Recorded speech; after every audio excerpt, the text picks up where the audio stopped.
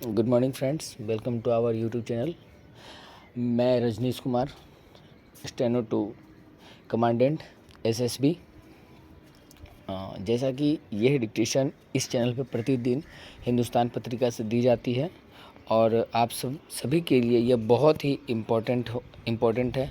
खासकर वैसे स्टूडेंट्स जो अपने बेसिक बुक कंप्लीट कर चुके हैं और स्पीड बढ़ाने की कोशिश कर रहे हैं, तो उनके लिए यह रामबाण का काम करेगा। और रिसेंटली में भी सिविल कोर्ट, हाई कोर्ट और सीएपीएफ की एक अच्छी वैकेंसी है जिसके भी एग्ज़ाम्स होने हैं। तो आप सब अभी से ही मेहनत करें और ट्रांसक्रिप्ट डिक्टेशन को ज़्यादा से ज़्यादा डिक्टेशन को लिखें और उसको ट्रांसक्रिप्ट करें और उसके बाद उसको मिलाएं। जो आउटलाइंस आपको समझ में नहीं आ रहा है उसको अपने खुद से आउटलाइंस बनाएं, फ्रेंड्स से मदद लें। और अगर हमारे किसी भी डिक्टेशन में अगर आपको आउटलाइंस नहीं बना पा रहे हैं तो आप कमेंट बॉक्स में कमेंट करें, मैं उसको आउटलाइंस को बनाकर आपको प्रोवाइड कर दूंगा। ठीक है, तो चलिए शुरू करते हैं आज का डिक्टेशन। यह डिक्टेशन जो है वो हिंदुस्तान पत्रिका से लिया गया है, जिसकी गति 80 से 90 वर्ड प्रति मिनट की होगी। एक्चुअली बात ऐसी है कि जो भी एग्ज़ाम्स होते हैं जिसमें मैनुअली डिक्टेशन दिया जाता है वह सेम स्पीड पे नहीं होते हैं, उसकी स्पीड फ्लक्चुएट करती है। अगर वो 80 कहा गया है तो 80 से 85 तक के 90 तक की स्पीड जा सकती है, बट ज़्यादा नहीं जाती है। एक दो लाइन्स ही उसमें खींची जाती है, जिससे हम कहते हैं फ्लैक्चुएशन, वर्ड्स फ्लैक्चुएशन। ठीक है, तो आप लोग लिखें और ट्रांसक्रिप्ट करें। तो चलिए शुरू करते हैं आज का डिक्टेशन। Ready, start. मेडिकल प्रवेश परीक्षा अर्थात नीट यूजी के मामले को सुलझाने की सर्वोच्च न्यायालय की कवायद की जितनी सराहना की जाए कम होगी। कम से कम 40 याचिकाओं की सुनवाई न्यायालय कर रहा है और ज़्यादातर याचिकाओं में नीट परीक्षा को फिर से कराने की मांग शामिल है। इस मांग पर प्रधान न्यायाधीश ने कहा है कि परीक्षा दोबारा आयोजित करने के संबंध में किसी भी आदेश का ठोस आधार होना चाहिए। पूरी परीक्षा फिर से कराने से पहले यह देखना जरूरी है कि जो गड़बड़ी हुई है उससे पूरी परीक्षा प्रभावित हुई है या नहीं। प्रधान न्यायाधीश DY चंद्रचूड़, न्यायमूर्ति JB पारदीवाला और न्यायमूर्ति मनोज मिश्रा की पीठ ने परीक्षा के बारे में उचित ही कहा है कि इस परीक्षा के सामाजिक प्रभाव हैं, मतलब इसके बारे में कोई भी फैसला आसान नहीं है।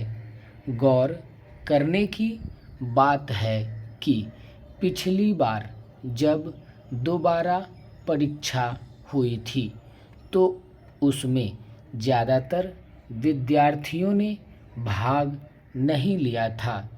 इन विद्यार्थियों का मानना है कि वह एक ही परीक्षा को 2 बार क्यों दें, उनका चयन हो चुका है, उन्हें किसी मेडिकल कॉलेज में प्रवेश दिया जाए।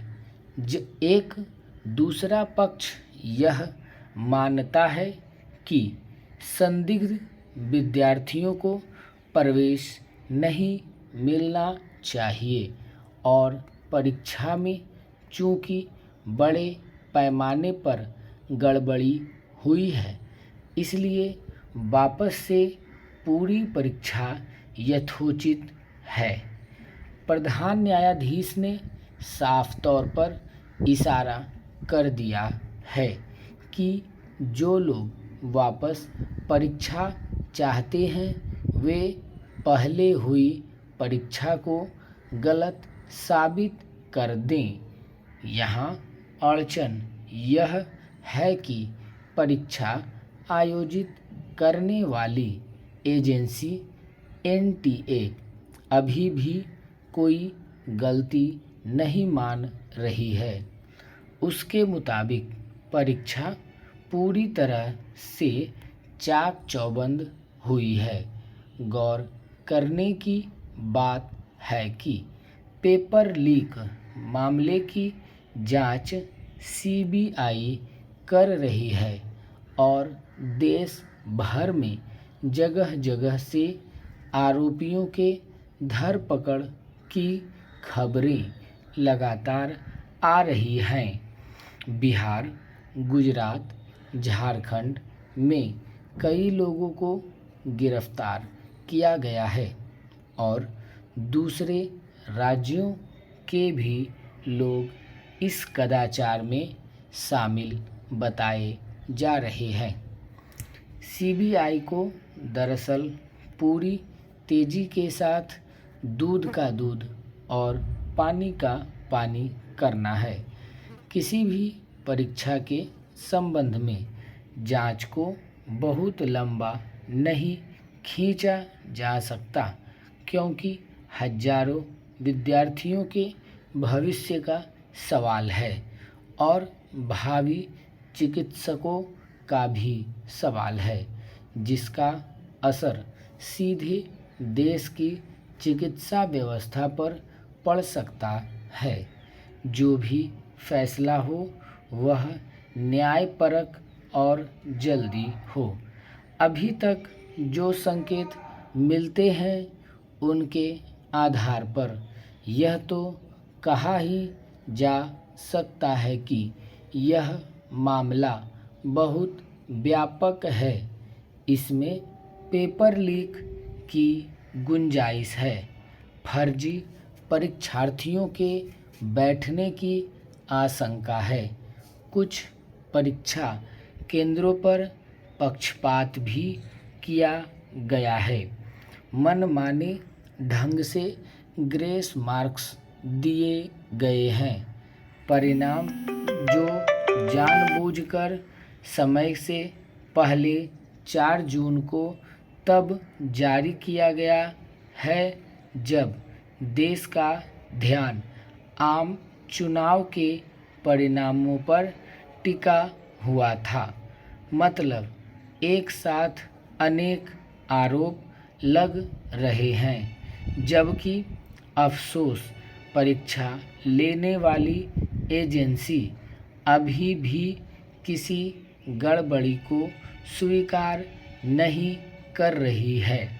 ऐसे में एक ही रास्ता बचता है कि सर्वोच्च न्यायालय CBI को जल्दी जांच पूरी करने और दोषियों तक पहुंचने के लिए बाध्य करे।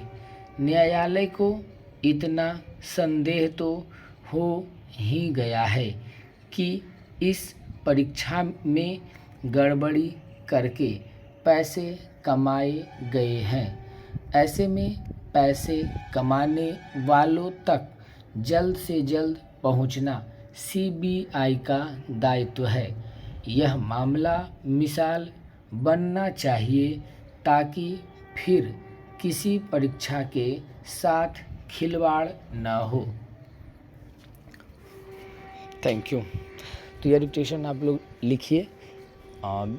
इसकी गति 80 से 85 शब्द की है और इसको ट्रांसक्रिप्ट करें और ट्रांसक्रिप्ट करने के बाद इसको वीडियो से मिलाएं या आप हिंदुस्तान न्यूज़पेपर से मिला सकते हैं। और मिलाने के बाद मिलाने के क्रम में एक बात ध्यान रखें कि जिस तरीके से वर्ड्स लिखे गए हैं, जिस सिंबल के साथ वर्ड्स को लिखे गए हैं, सेम टू सेम आप उसे अपने कॉपी में अगर नहीं लिख पाए हैं तो उसे गलत काटें, ठीक है, और उसकी बार बार प्रैक्टिस करें।